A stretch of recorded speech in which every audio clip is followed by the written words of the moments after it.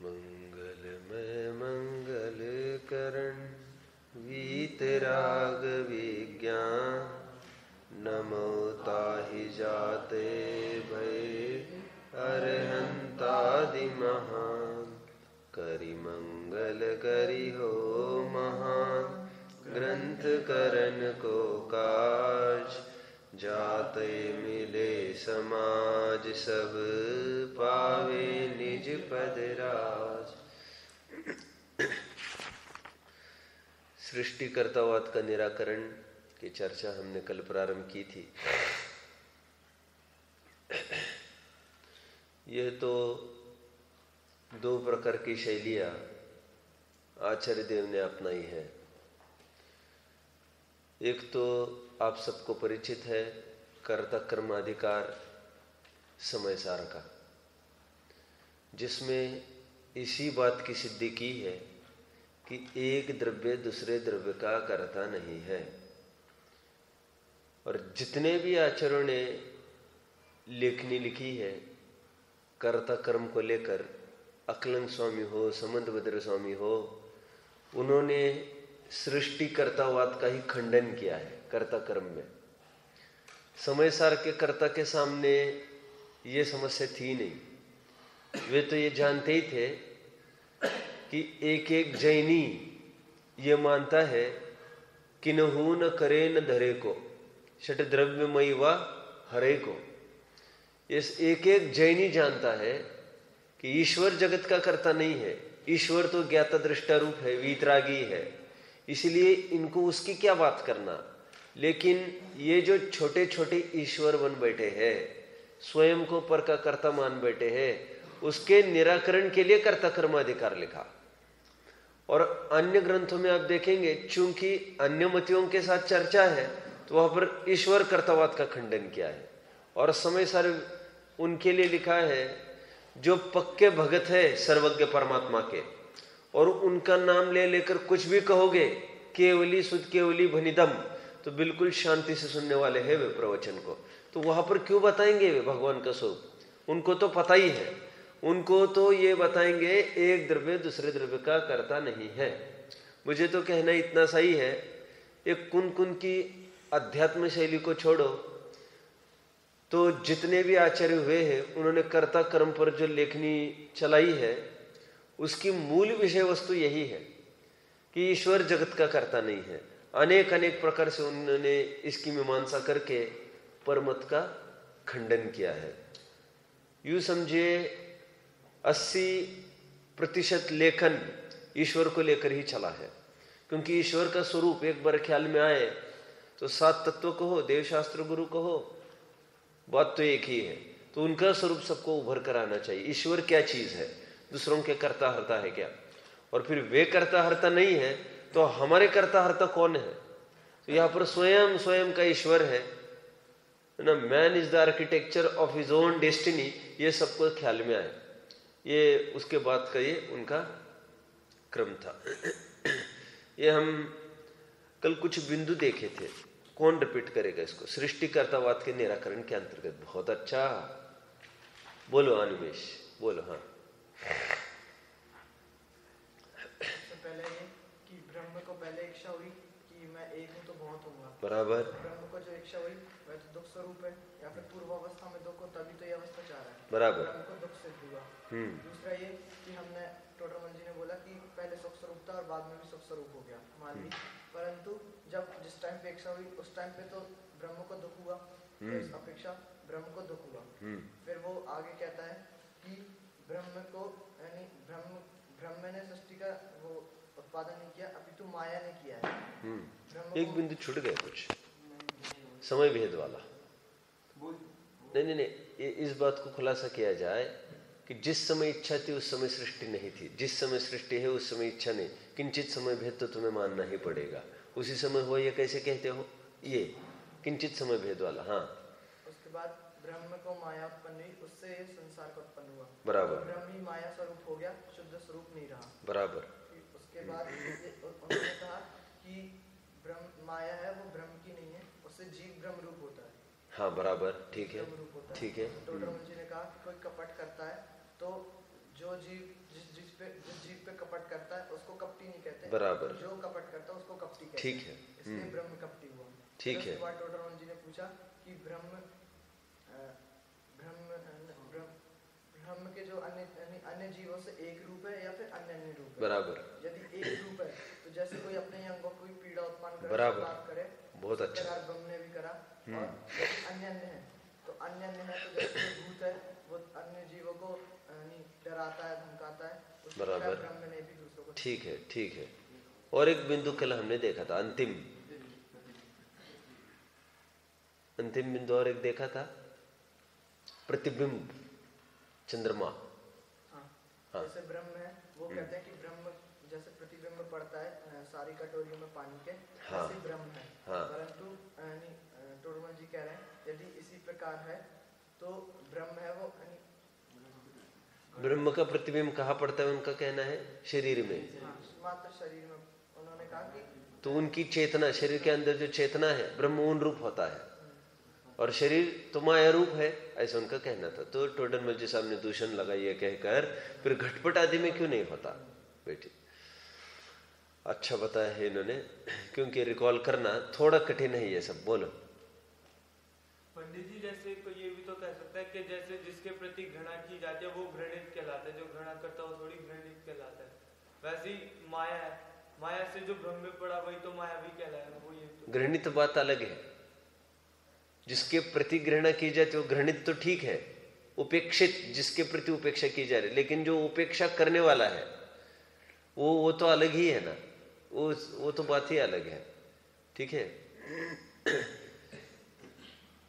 जो ठगाया गया हो उसको ठग कौन कहता है?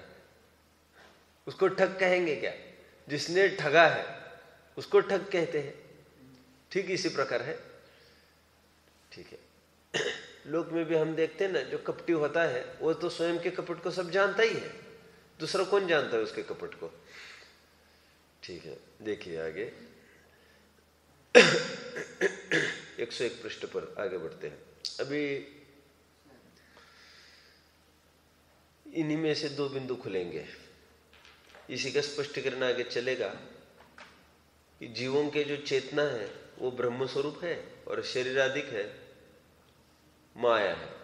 ये जो बात इन्होंने उठाई है अभी दूसरे पैराग्राफ में, इसी को लेकर आगे का पूरा एक पेज चलना है। तो टोडरमल जी साहब ये पूछते हैं कि शरीर को तो चेतन नहीं करता, जीव को करता है। यदि वो कहेगा, क्या उसके सामने क्या संकट लाकर खड़ा कर दिया टोडरमल जी ने? घटपट में दिखाओ ना ऐसा। तो वहां पर वो ये कहता है, भाई वहां पर भी शरीर चेतन हो ये थोड़ी कह रहे हम जो घटपट चेतन हो जाए। शरीर के अंदर जो चेतना है, जीव है, उसको चेतन बनाए। अभी टोडरमल जी साहब कहते हैं वो तो स्वयं ही चेतन है, चेतन को चेतन क्या करेगा? मैंने कल थोड़ा सा इसको लिया था, चेतन का चेतन क्या करेगा? मैंने आधार भी दिया था, कर्ता कर्म अधिकार की 10 गाथाओं का। तुम किसके कर्ता हो? जो हो रहा है उसके, कि जो नहीं हो रहा है उसके? जो है ही उसके कर्ता कैसे बनोगे? तो ठीक उसी प्रकार यहां पर भी कहते हैं। तो कहते तो ब्रह्मा ने किसको बनाया? कह रहे चेतना है उसको बनाया। तो कह रहे वो उससे पहले कैसा था? वो चेतन था कि अचेतन था? और यदि चेतन ही था तो चेतन को चेतन क्या करे? तो ये भी संभव नहीं है। देखिए मात्र पहली 2-3 लाइन्स पढ़ना है।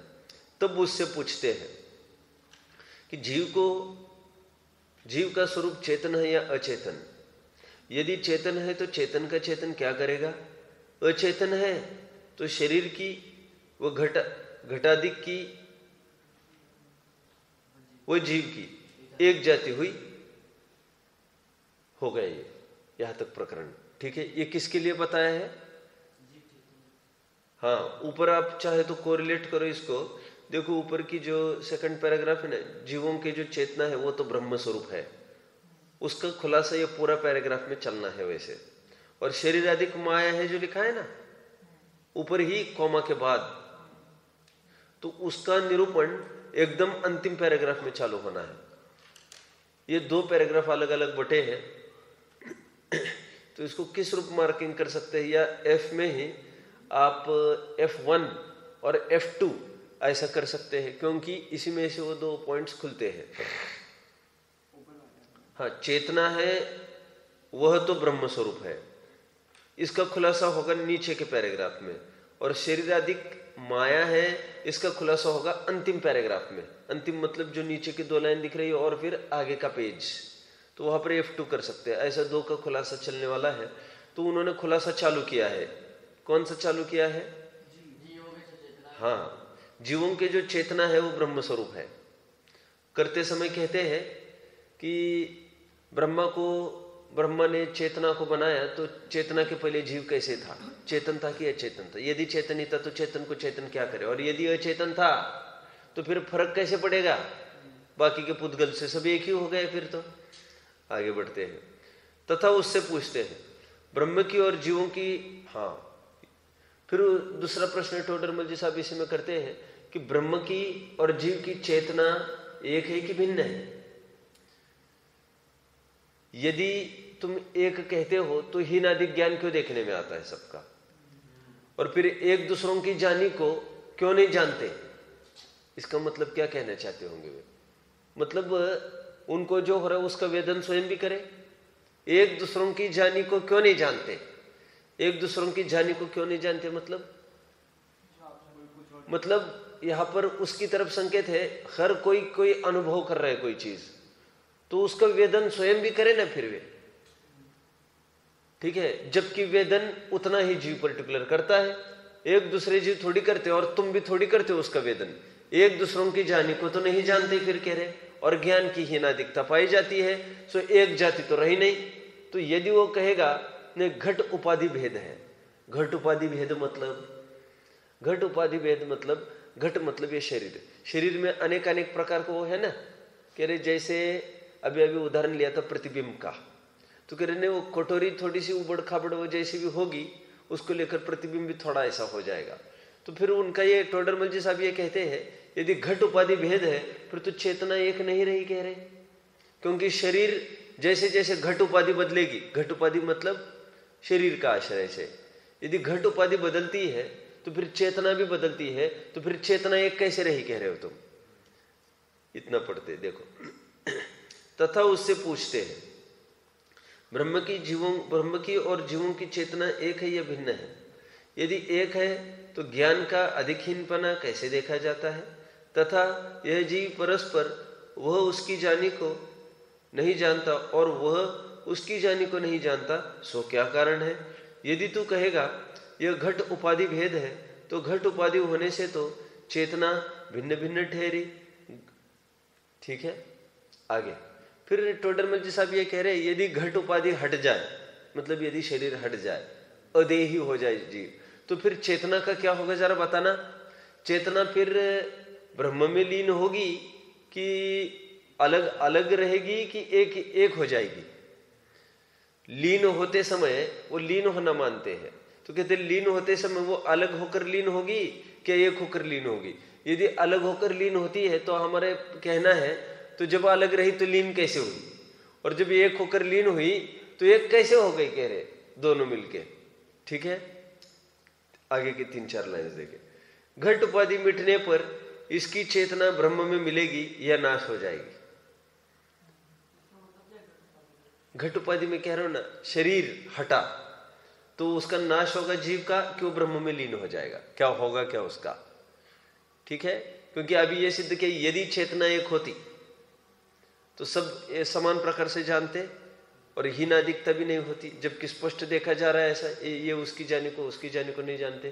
तो फिर टोडरमल जी इतना ही कह रहे यदि तुम कहोगे ये तो घट उपाधि भेद है, घट घट में जो अनेक चेतना बसी है उनमें वो डिफर होता है और कोई किसी की जानी को नहीं जानता, तो कह रहे भिन्नता सिद्ध हुई फिर। और यदि घट उपाधि हटने पर, फिर प्रश्न है हमारा, घट उपाधि यदि हटे तो ब्रह्म में मिलती है वो चेतना कि अलग ही रहती है? और यदि मिलती है तो अलग अलग होकर मिलती है, तो फिर अलग अलग वस्तुएं कैसे मिलेगी एक साथ? समझ में आ रहा है? और मिली है तो एक कैसे हो गई वे? फिर पहले 2 थी, ऐसा कैसे बोलते हो आप? देखिए, घट उपाधि मिटने पर इसकी चेतना ब्रह्म में मिलेगी या नाश हो जाएगी? यदि नाश हो जाएगी तो यह जीव तो अचेतन रह जाएगा, ठीक है, नाश हो जाएगा मतलब ये अचेतन रह जाएगा, फिर कहते हैं चेतना का नाश होगा तो। और तू कहेगा कि जीव ही ब्रह्म में मिल जाता है,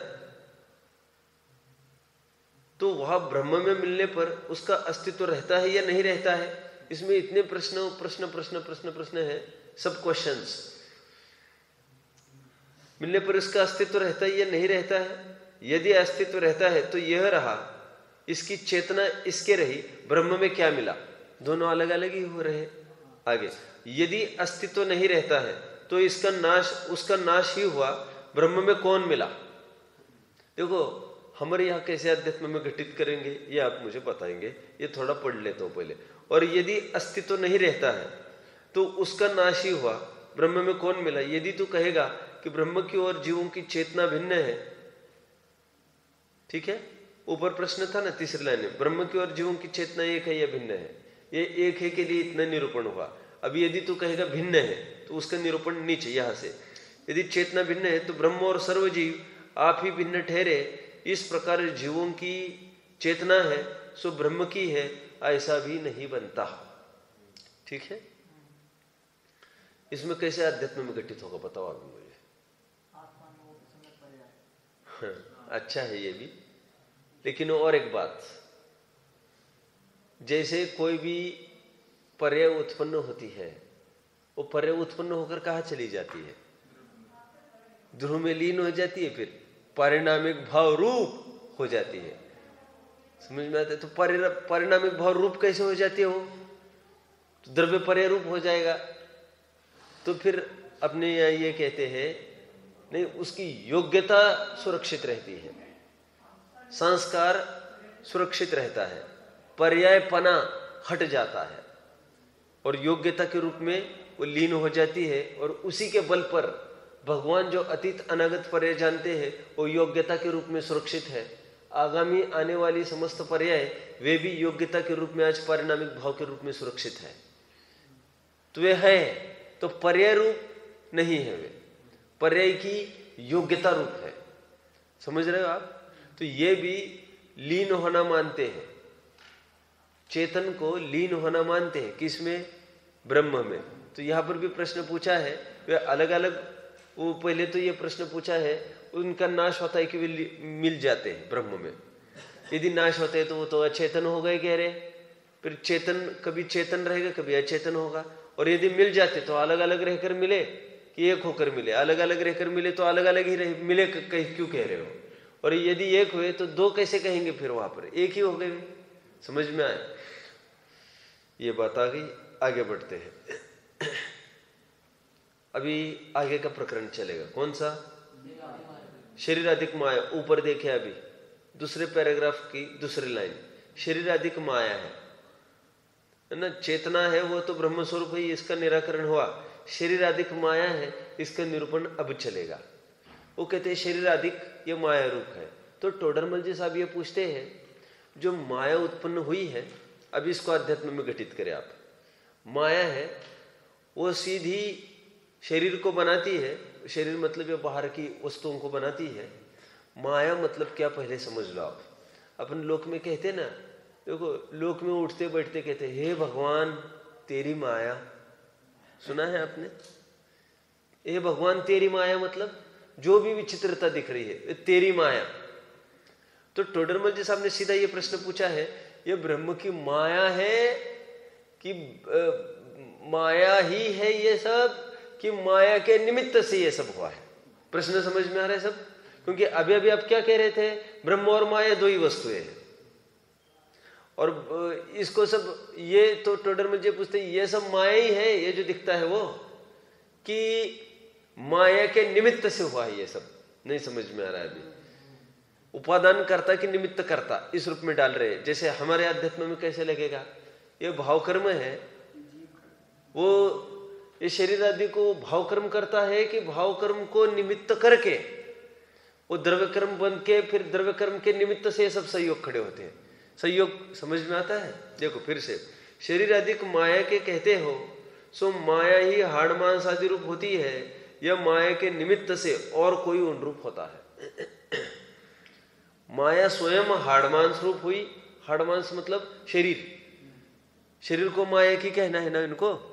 अभी अभी क्या कह रहे थे, ब्रह्म है सो जीव स्वरूप है, और माया है सो शरीर आदि रूप है।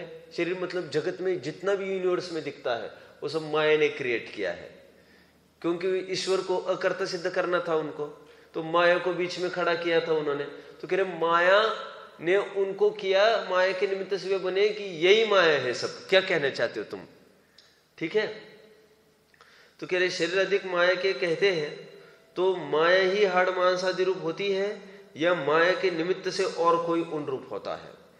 यदि माया ही उन रूप होती है तो ये तो हाड़ मांस आदि तो स्पष्ट पुद्गल दिखाई देते, स्पर्श रस गंध वर्णमय, तो माया तो पुद्गल सिद्ध हुई, और माया तो ब्रह्म से ही उत्पन्न हुई। अभी अभी बोल रहे थे तुम, तो चेतन से अमूर्तिक से मूर्तिक कैसे पैदा हुआ? समझ में आ रहा क्या कहा? कह रहे यदि माया ही हाड़ मांस आदि रूप है तो माया तो स्पर्श रस गंध वर्ण वाली हुई, और यदि माया स्पर्श रस गंध वर्ण वाली हुई तो माया किससे उत्पन्न हुई थी? ब्रह्म से। ब्रह्म ने माया को उत्पन्न किया कह रहे थे ना, तो कह रहे अमूर्तिक से मूर्तिक कैसे उत्पन्न हुआ? इससे तो ब्रह्म भी मूर्तिक सिद्ध हो जाएगा कह रहे। और यदि तुम यह कहेंगे इससे बचने के लिए क्या कहेंगे? नहीं, वो तो इसके निमित्त से वो हुई, तो कह रहे दो ही वस्तु कैसे हुई? एक ब्रह्म दूसरी माया, फिर तो ब्रह्म माया और बाकी की वस्तुएं, ऐसी तो कई वस्तुएं सिद्ध हुई, फिर दो वस्तुएं तो नहीं रही। ये कितने जन समझ रहे इस बात को? दीपेश पढ़ो इस पैराग्राफ को, चलो फिर से। शरीर आदि माया कहते हो, तो माया ही हाड़ मांस आदि रूप होती है या माया के निमित्त से और कोई रूप होता है? यदि माया ही होती है तो माया के वर्ण गंध आदि पहले ही थे या नवीन हुए? यदि पहले ही थे तो पहले तो माया ब्रह्म की थी, ब्रह्म अमूर्तिक है, वहाँ वर्णादि कैसे संभव है? समझ में आ रहा है? हाँ। यदि नवीन हुए तो अमूर्तिक का मूर्तिक हुआ, तब अमूर्तिक स्वभाव शाश्वत नहीं। नवीन हुए अमूर्तिक का मूर्तिक हुआ मतलब क्या कहना चाहते हैं? पहले माया को अमूर्तिक घोषित कर रहे थे, अमूर्तिक के निमित्त से मूर्तिक कहां से खड़े हो गए कह रहे। ठीक है, हाँ। और माया को मूर्तिक कहेंगे इस चक्कर में कि नहीं साहब मूर्तिक से मूर्तिक हुए हैं, तो माया मूर्तिक होने में तो और तकलीफ है, फिर ब्रह्म ही मूर्तिक सिद्ध होगा। माया को मूर्तिक कहने में ब्रह्म मूर्तिक सिद्ध हो रहा है, और माया को अमूर्तिक कहने में हम ये पूछ रहे हैं फिर माया के निमित्त से ये शरीर आदि जो हुआ सब वो मूर्तिक कैसे हुआ? फिर अमूर्तिक से मूर्तिक कैसे होता है? समझ में आया? हाँ पढ़े।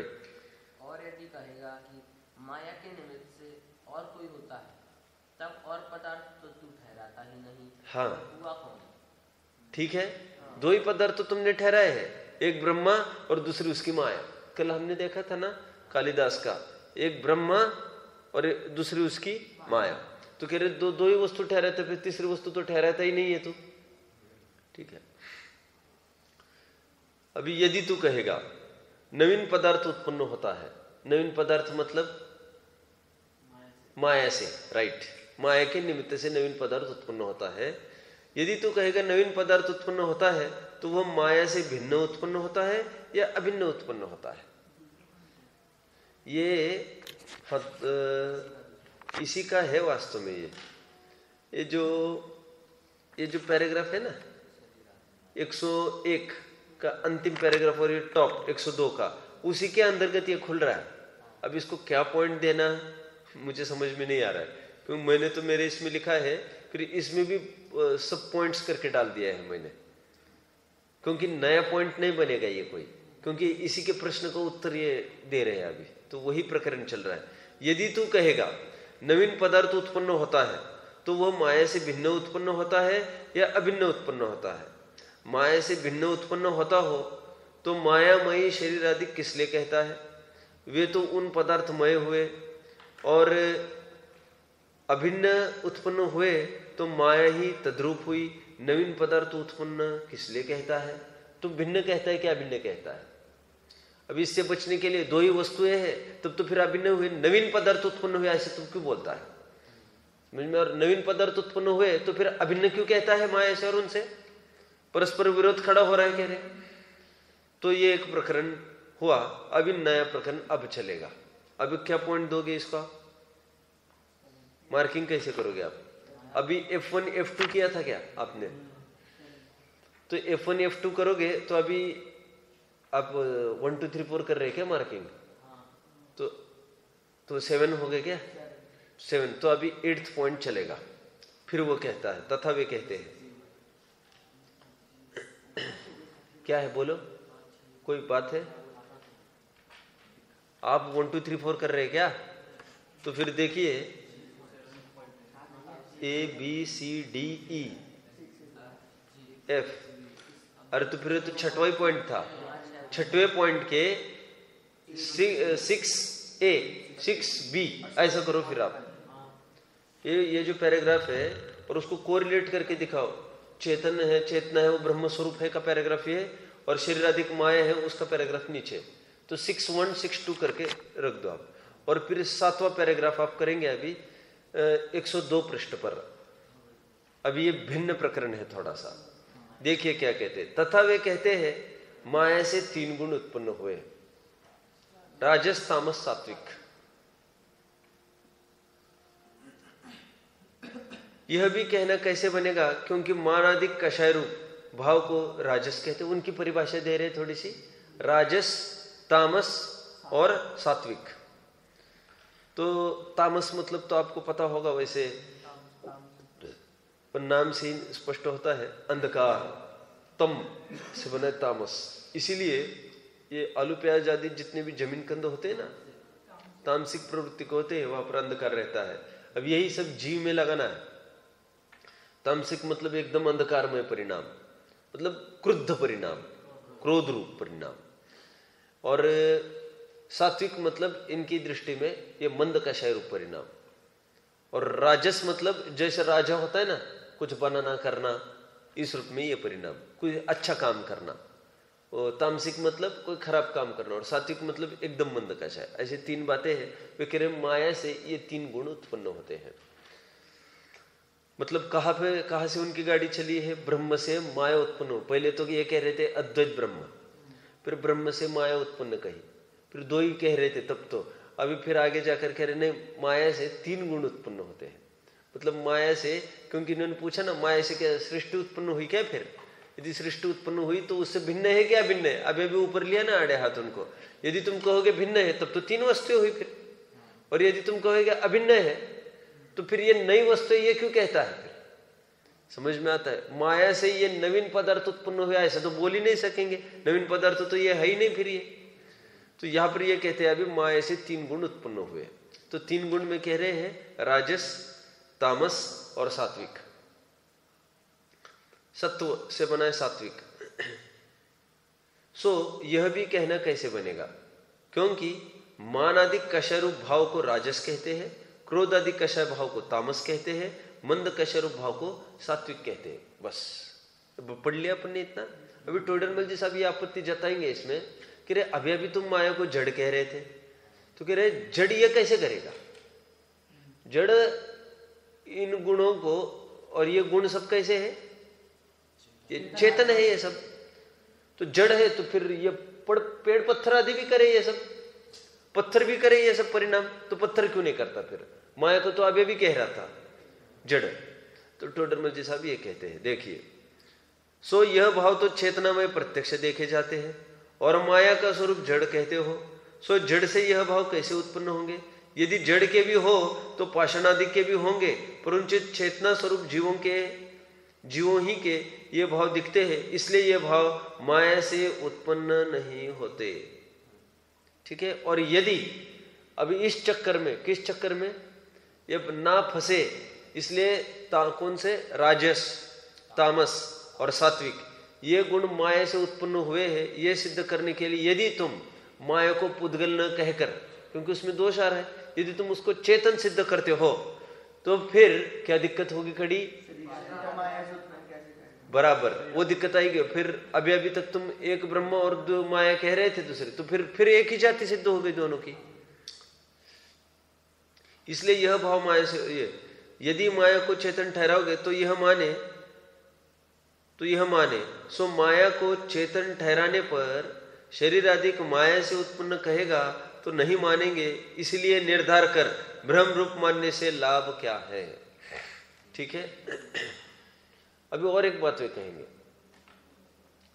कि वे ये कहते हैं ये करते क्या है ये गुण तीनों, बिना प्रयोजन तो कुछ नहीं होता है।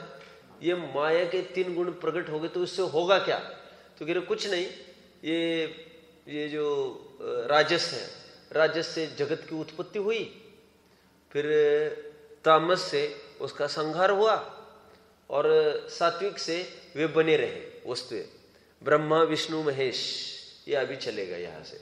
तो ये कह रहे हैं वारे वाह, कह रहे गुण से गुणी, गुणी से गुणी होता है, ये तो सुना है आज तक। तो गुण से गुणी मतलब कह रहे पुरुष तो क्रोध करता है, ये तो सुना है। क्रोध पुरुष को करता है, ये तो आज तक नहीं सुना। तुम क्या बोल रहे हो? देखो उनकी गाड़ी कहां तक बढ़िया। भी ब्रह्म माया 3 गुण, और 3 गुण से फिर कौन?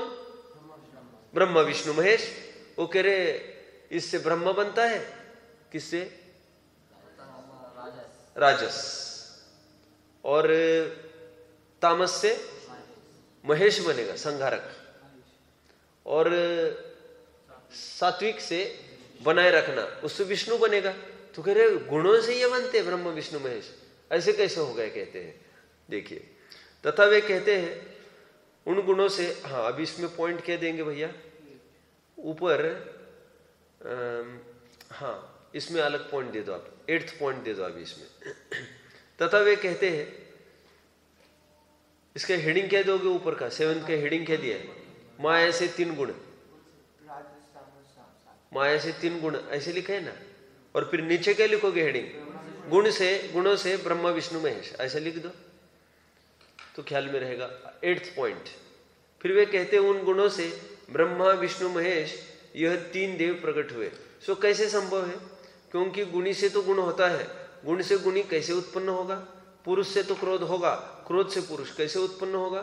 फिर इन गुणों की तो निंदा करते हैं। आगे देखिए, इन गुणों की तो निंदा करते हैं और देवों की प्रशंसा करते हो आप। किस गुण की निंदा करते हैं? तामस की तो हर एक निंदा करता है। और इन देवों की कैसे? तुम विष्णु को और शंकर को क्यों भज रहे? फिर कितना उल्टी बात है कह रहे। ठीक है, फिर इन गुणों की तो निंदा करते हैं, इनसे उत्पन्न हुए ब्रह्मादि को पूज्य कैसे मानता है? तथा गुण तो मायामयी, और इन्हें ब्रह्म के अवतार कहता है। ब्रह्म के अवतार किनको कहता है? और इन्हें ब्रह्म के अवतार कहता है। किन्हें? ब्रह्मा विष्णु महेश को अवतार कहता है। तथा गुण तो मायामयी, और इन्हें ब्रह्म के अवतार कहा जाता है। सो यह तो माया के अवतार हुए। समझ में आता है क्या कहा? मतलब परस्पर विरोध हो गए ना। देखो A=C एक जगह लिखा था और एक जगह A=D लिखा था, तो C=D निकल रहा है ना। फिर तो एक जगह कह रहे हैं कि अभी अभी तुम ये ब्रह्मा के नीचे देखो, फुटनोट पढ़ते, ब्रह्मा विष्णु और शिव ये तीनों ब्रह्म की प्रधान शक्तियां हैं। ये तो ऐसे भी लिखा है कह रहे विष्णु पुराण में। और अभी अभी यहां पर माया से बने लिखे थे तुमने तीनों को, तो फिर इससे ये सिद्ध हुआ ब्रह्म माया भी सिद्ध हो रहा है ना तुम्हारा। ठीक है, तथा गुण तो मायामयी, और इन्हें ब्रह्म के अवतार कहा जाता है। सो यह तो माया के अवतार हुए, इनको ब्रह्म का अवतार कैसे कहा जाता है? तथा यह गुण जिनके थोड़े भी पाए जाते हैं उन्हें तो छुड़ाने का उपदेश देते हैं, और जो इन्हीं की मूर्ति उन्हें पूज्य माने, यह कैसा भ्रम है? मतलब लोक में थोड़ी भी कोई बातें किसी में देखने में आती है तो आप तो उसको मिटाने पर तुल जाते हो, और ये पूरा उसका पिंड, उसका समुदाय पुंज, ऐसे भगवान उनको पुंज मानते हो, ये कैसे तैयार है स्वीकार होगा? थोड़ा सा कोई क्रोध करे तो उसको तो अब निंदे कहते हो, और क्रोध के पुंज तामसिक प्रवृत्ति वाले महेश उनको तो पूज्य मानते। ये बात कुछ ख्याल में नहीं बैठती। अभी ये अच्छा रोचक प्रकरण चलेगा, 2 पैराग्राफ और पढ़ने हमको। यहां पर ये कहते हैं कि और जाने कैसी कैसी बातें करते हैं, कह रहे कुतूहल होने पर स्त्री सेवन करने लग जाते हैं ये ब्रह्म विष्णु महेश तुम्हारे भगवान, और कुतूहलवश कभी कुछ भी करने लग जाते हैं, कह रहे युद्ध आदि करने लग जाते हैं। देव और दानवों में युद्ध हुआ कहते हैं कि नहीं? स्त्री सेवन मतलब ये कृष्ण ने सब गोपियां ये सब जन नहाने गई थी तो सबकी साड़ियाँ चुरा ली थी ना, और बराबर उसको दिखाते रहते लोगों को। ये गणपति वगैरह जब स्थापित करते हैं ना ये लोग, तो डेकोरेशन के रूप में बड़े बड़े सेट पर लाखों करोड़ों के सेट खड़ा करते हैं और उसमें सब दिखा देते हैं उसके कुतूहल लीला के रूप में कि उसने किस प्रकार सबकी साड़ियाँ छिपा के रखता था, सब स्नान करने को गई तब, और फिर कैसे चुपचाप देखता रहता था। लोग में कहते कितने गंदे काम करते हो तुम लोग, टोडरमल जी साहब कह रहे हैं यहाँ पर, कह रहे और इन सबको तुम कुतूहल कैसे कहते हो, हमको यही समझ में नहीं आता। तो वो ये कह रहा है देखो साहब ऐसा है, वे सब ये करते लेकिन उसके अधीन नहीं होते। ये हमारे अध्यात्म में कहाँ घटित होगा? बराबर ज्ञानी है सो करता नहीं, सेता हुआ नहीं सेवता, सेवन करता हुआ भी सेवन नहीं करता। ये तो हमारे ज्ञानी में घटित होता है श्रद्धान के स्तर पर। लेकिन जितना राग द्वेष है हम तो उसकी भी पिटाई लगाते हैं ना, आगम उसको भी फाइल पर लेता है, सर्वथा उसको मुक्त थोड़ी कहता है। वो पर्टिकुलर दायरे की दृष्टि मुक्त की अपेक्षा हमने मुक्त बोला है, सर्वथा मुक्त नहीं। तुमने तो भगवान को सर्वथा मुक्त बोला और फिर ऐसा करते हैं। तो कहते नहीं, संसारी लोग भी यही कार्य करते हैं और तुम्हारे देव भी यही कार्य करते हैं, तुम में और उनमें क्या अंतर पड़ गया? तो वो कहते हैं अंतर इतना ही है कि वे माया के अधीन रहकर नहीं करते, संसारी लोग माया के अधीन रहकर करते हैं। उन्होंने तो माया को अपने अधीन कर रखा है और फिर करते हैं ये सब। समझ में आता है? तो जैसे अपना ऐसा उदाहरण लेवे ना, अब एक ये बनी थी, कोई सीडी आई थी, एक फिल्म आई थी जो दिखाई जाती थी, एक आदमी के कितने उसने कई शेर पाले हैं, 50 शेर पाले हैं उसने, और वो आदमी पर वो खेलते रहते वे सब शेर, वो उसको बॉडी चाटते रहते। 50 शेर है ऐसे उसने पाले वाले, और इतनी एकता हुई है उसमें, तो कहते बाकी जनों को तो खा जाते शेर, और रात दिन उनके साथ उठ बैठ रहा है, पाल रहा है, उनके साथ फ्रेंडशिप किए है। तो बोले दोनों में फर्क है ना, इसके अधीन वो वर्तते हैं शेर।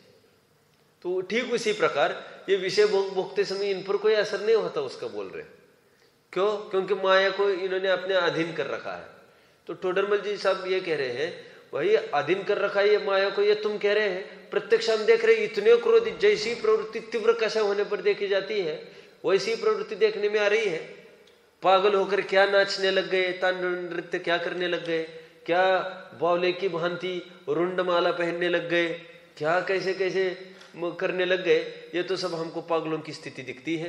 ये इसको क्रोध मान माया के वशीभूत होकर नहीं हुआ कहेंगे तो और क्या कहेंगे? बोले और कैसी दशा होती है? फिर कह रहे उनके वश होकर और कैसी दशा होती है जो तुम इनको वशवर्ती नहीं मानते। ठीक है, और कितनी तपश्चरण साधना से चिगे ये मेनका आदि के माध्यम से, विश्वामित्र वगैरह, और तुम कहते हो कुतूहल कर रही है, ये उनके अधीन नहीं हुए, और अधीनता कैसे होती है? कह रहे फिर अपने आत्म ध्यान से भी चिग कर ये सब करने लग गए, ये सब अधीनता की ही निशानी है कहते हैं। ये 2 पैराग्राफ चलेंगे अभी, इसको क्या लिखेंगे भाई आप? अभी अपन पढ़ते हैं फिर उसको नेमिंग करेंगे हम। 2 पैराग्राफ चलेंगे, एक पैराग्राफ सोम में पढ़ो ऊपर का, फिर नीचे का ये पढ़ेंगे चिन्मय। हाँ, तथा उनका कर्तव्य भी इनमें भाषित होता है। कौतूहलादिक, वस्त्री सेवन आदि, वर्जितादि कार्य करते हैं, तो उन राजस आदि गुणों से, राजस आदि गुणों से ही ये क्रिया होती है। इसलिए उनके राजस राजस समझ में आ रहा है ना? स्त्री सेवन और युद्ध ये राजस में ले लिया इन्होंने, जो राजा को शोभा पड़ेगा ऐसा। हाँ,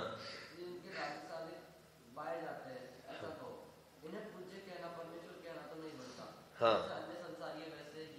बराबर। तथा कदाचित तू कहेगा कि संसारी तो माया के अधीन है, सो बिना जाने इसको क्या हेडिंग डालेंगे आप बताओ मुझे? इसको इस तथा उनका कर्तव्य भी इनमय भाषित होता है। कौतूहल आदि को, स्त्री सेवन आदि को, युद्ध आदि ये राजस आदि गुणों से ही वो क्रिया होती है, इसलिए उनके राजस आदि पाए जाते हैं ऐसा कहो। इन्हें पूज्य कहना, परमेश्वर कहना तो नहीं बनता।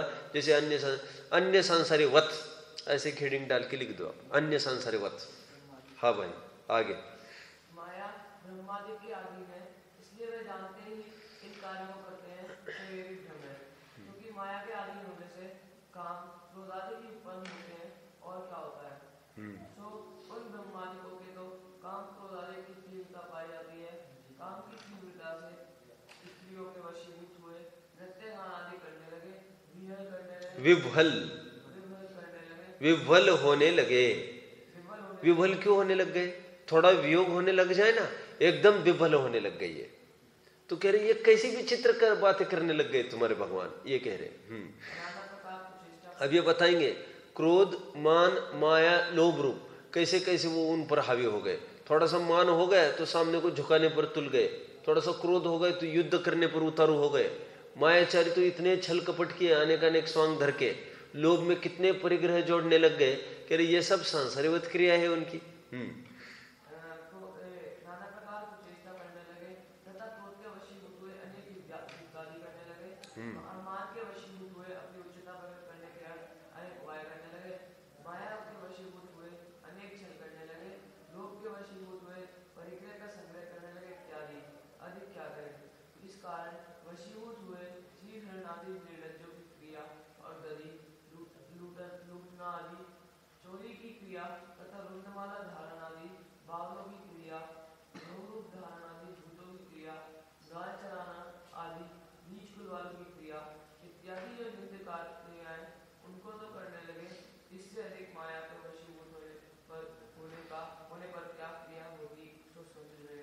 तुम पैरामीटर निश्चित करके दिखाओ बोले हमको कि उसके अधीन एक क्रोध आदि, क्रोध मान माया लोभ के अधीन होने पर कैसी कैसी क्रिया हो सकती है, फिर तुम हमको दिखाओ बोले। वो कोई क्रियाओं में बांधना पड़ेगा तुमको। आप समझ रहे हो मेरी बात को? इसलिए तो अध्यात्म का जो सम्यक दृष्टि है, उस सम्यक दृष्टि बनारसी दास जी ने एक छंद लिखा ना कि जिस प्रकार लोक में जो कोई विचरे बुद्धिमति मंद, बुद्धिवंत सदा वर्ते बुध तैसो। क्या क्या? जिस प्रकार कोई मतिमंद जीव है, बुद्धिवंत जीव भी वैसे ही दिख रहा है हमको, कुछ भी क्रिया में फर्क नहीं दिख रहा है। शरीर स्नेह यथावत जैसो, चंचल चित्त असंजित जैन। समझ में आ रहा है क्या कहा? मन वचन काय की क्रियाकलाप सब अज्ञानीवती दिख रही है हमको। किसकी? ज्ञानी की। हमको तो कुछ भी फर्क नहीं समझ में आता है दोनों में। नहीं ख्याल में आपको छंद मैंने एक बार बोला था ना यहाँ पर, क्या है?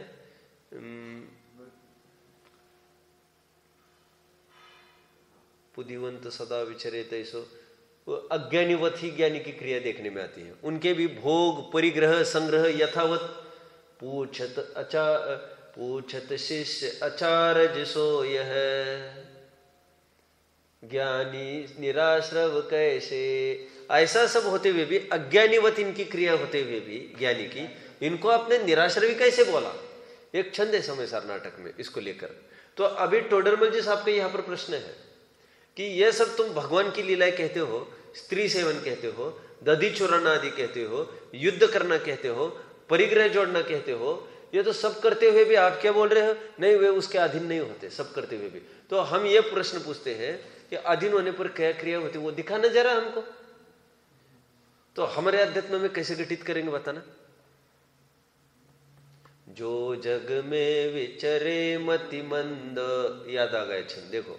जो जग में विचरे मति मंद, सुछंद सदा वर्ते बुध तैसो। अर्थ तो समझ में आ रहा है? ऐसे ही स्वच्छंद प्रवृत्ति करता रहता है ज्ञानी। चंचल चित्त असंजित वैन, वैसे ही चंचल चित्त ज्ञानियों का भी देखने में आ रहा है। रो रहे 6-6 महीने सीता के वियोग में, लाश ढो रहे 6-6 महीने लक्ष्मण के वियोग में। व्हाट इज द डिफरेंस ज्ञानी और अज्ञानी में? असंजित वैन, गाली गलोच वैसे ही कर रहे। आमने सामने खड़े लक्ष्मण रावण, कैसी बात कर रहे लक्ष्मण रावण से? छेद दूंगा, सहस्त्र टुकड़े कर दूंगा, तुम्हारा घरदार नाश कर दूंगा, तुम देख लेना। फिर कैसी बात करती है? तुम ज्ञानी बोलते हो, इनको ज्ञानियों का सर्टिफिकेट बांट रखा है। समझ में आ रहा है? क्या स्टार्टिंग कही थी अभी मैंने?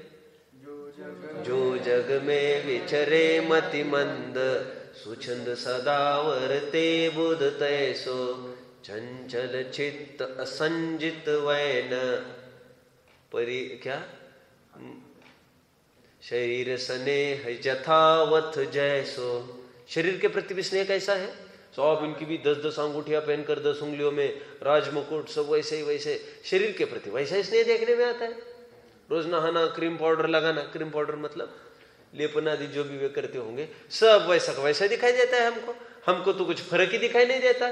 परिग्रह संग्रह यथावत जैसो, भोग भी यथावत दिख रहा है उनका, डिफरेंस कहा यार। तो कह रहे तुम इनको कैसे निराश्रय कह दिया? ऐसे अध्यात्म में प्रश्न खड़ा किया था। तो वहां पर समाधान क्या किया था? लेकिन अपन ने बोलिए एक लाइन में निश्चय भाषा में क्या बोला था? कह रहे चक्रवर्ती आदि भी तो भोग भोगते हैं। तो टोडरमल जी साहब ने क्या कहा? बराबर, तुम उनका छल ग्रहण करोगे, उनका देख देख कर छल ग्रहण करोगे, छल ग्रहण करके तुम भी उनका अनुकरण करोगे तो तुम्हें तीव्र आश्रय होगा। क्यों साहब, कोई विशेष रिजर्व कोटा है क्या इसमें भी?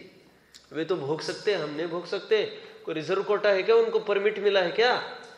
तो कहते ऐसा नहीं, तुम नहीं समझ सकते उनके परिणित। तो समझाओ ना कि ये श्रद्धान का स्तर वे नहीं चाहते ना करना, लेकिन चारित्र मोह का उदय है ना, तो हम भी ऐसा कहेंगे। फिर कैसा कहेंगे? हमें भी चारित्र मोह का उदय है। तो टोडरमल जी साहब ने क्या फटकारा?